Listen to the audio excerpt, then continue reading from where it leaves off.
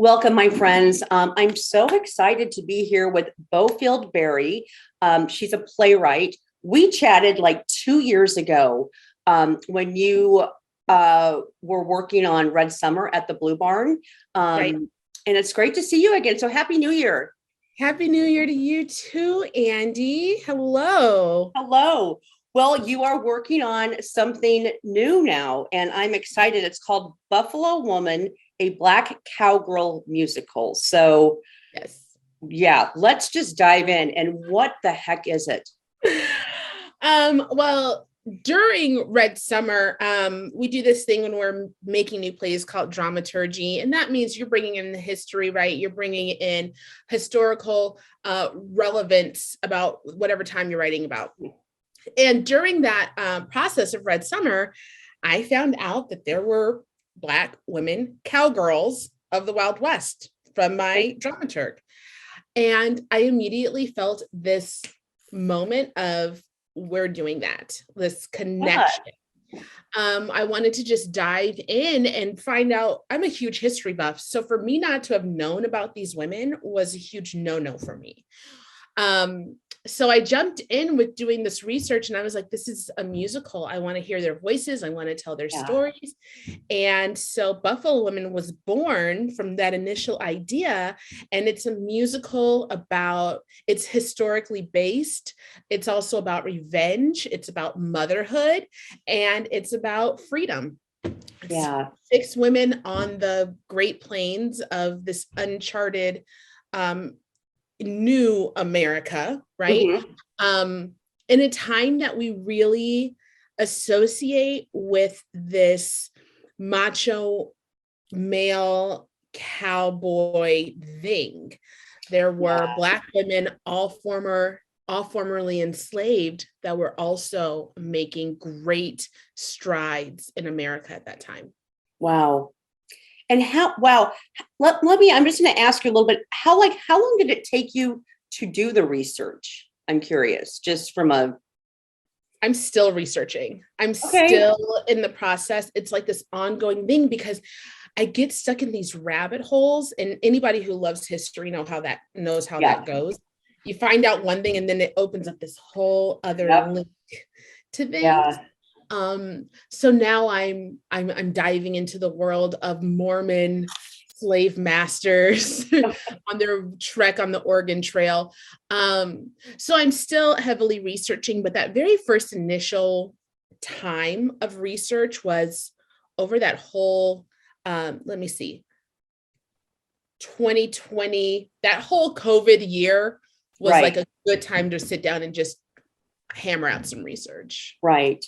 So you may have answered this, but maybe talk a little bit more. Are these actual historical figures, or are they like just the energies and the makings of like a lot of different ones into the characters? It is both. Okay. So I've got 6 characters altogether.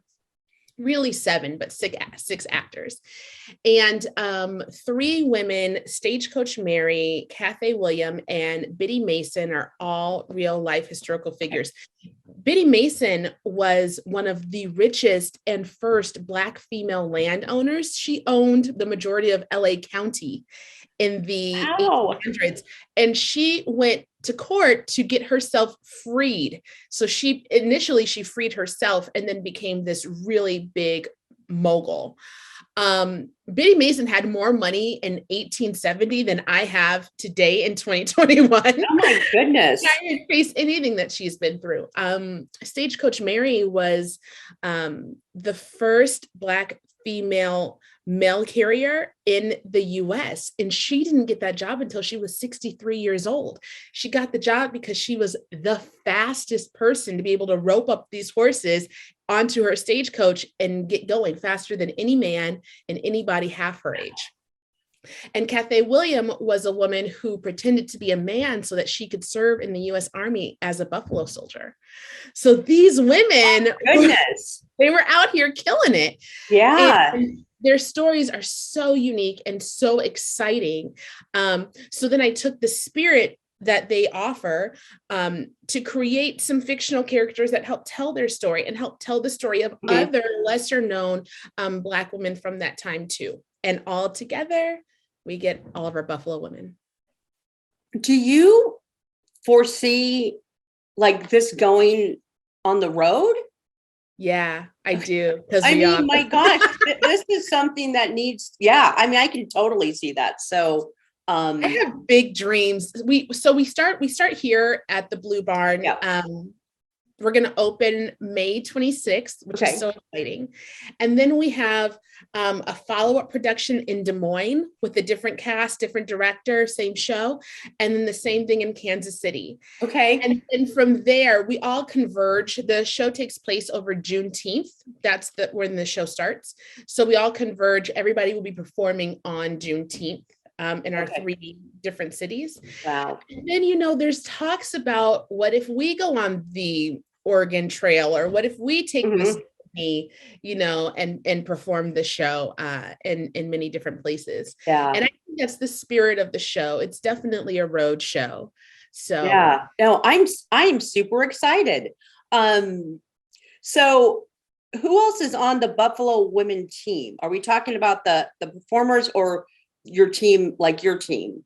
So I'm composing with, I'm writing and doing lyrics. And then I've got a composer, J. Isaiah Smith, who's also from Omaha, he's just young and amazing and fresh and really dedicated to the show. So we've been working together since summer of 2020. Okay. Wow. Okay. Yeah, it's been going for a couple of years now. So he's my guy. And then Ishelle Childers is going to be directing us here at the Blue Barn. Ishelle has been on stage for 30 years. She used to run Snap Theater. I mean, she's amazing. So she's going to really bring that spirit that we need. And then we have a really great cast of Omaha, like veterans and Omaha future veterans, like top talent. So can you tell us who's in the cast? I can. We've got Tammy Ray Jackson, Randy Smith, Tiffany White Welchin, Nadia Williams, Dara Hogan, and Brianna Carradine. That's my cast. That's awesome. And are you now in rehearsals? We are in 2 weeks starting the workshop process, which is so exciting. This workshop is a week long. We're having all of the cast, the creative team, all of the musicians, and we're really this is the cool thing about making a new musical. Yeah. We don't know what it looks like yet. We don't know how all these pieces fit together yet. So inside of this workshop process, we're going to be able to play and create and really set the show up for what it's going to be for the rest of its life. So then we'll go into final rehearsals in April for the production. Okay. All right. That is so cool and awesome. So let's just talk a little bit, because you mentioned you've been working on this since 2020. So what is it like writing a musical during COVID or during a pandemic? I mean, what was the experience and is the experience still? Yeah, it's a lot. Jay and I started in the summer. We met up a couple of times in person.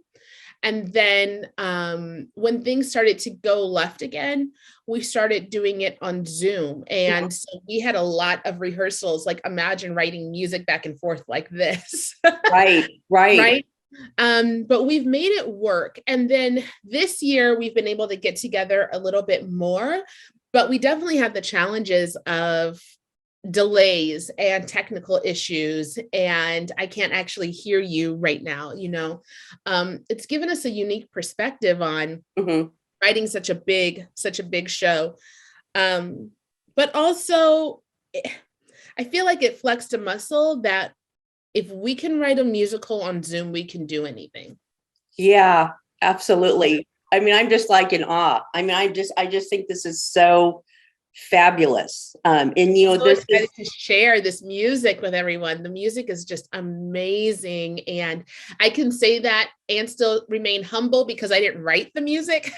Jay is like an amazing composer, and where he's taken, I have all of these shower songs, I call them. I'll get in the shower, I have an idea, message it to him, and then 2 hours later, he's like turned it into reality. Wow. What an amazing process. I mean, I think that just from being, in your position and working with somebody like that, it just, I mean, I can see where you're just like, wow, how everything, the synergy and how that takes hold, and then you at the end have this beautiful thing that you created together, really, and then adding all these other pieces to actually bring it to life. So wow, that is awesome. So we talked a little bit about what's next for the play, but you're let's just go through so you're opening again. So you're opening in May what? 26th. Okay. And then it's going to be in Omaha. It's going to run for how long? It runs through June 19th weekend. I think June 19th or June 20th is our final show, whatever that Sunday. Okay. Yeah. Okay. Well, anything else? I mean, we've got about 60 seconds left. Anything else you want to just add before we say goodbye? I would just let people know, if you want to follow our journey, you can find us on Instagram or on TikTok under Buffalo Women Musical. And I post some scenes from our rehearsals. I post some songs. You can listen into some of the things that we're working on. And as we move forward in this workshop process and beyond, we're always looking for people who would like to come on as producers and help us move forward. So if you're interested in doing anything like that, you can contact us through Buffalo Women Omaha at gmail.com. Okay, great. Well, again, congratulations. I cannot wait to come see this amazing production. And I'm excited for the journey. I mean, where you're going to go, where this takes you. That's going to be really fun to watch as well. So really excited for that journey too. I'm giddy up. Let's go. Yeah, love it. Beaufield, thank you so much for joining me today. And I will be in touch. I'm going to be connecting with you, and I'm just so excited. So beautiful. Thank you so much. Thank you so much for having me. You are welcome. And folks, we will be right back.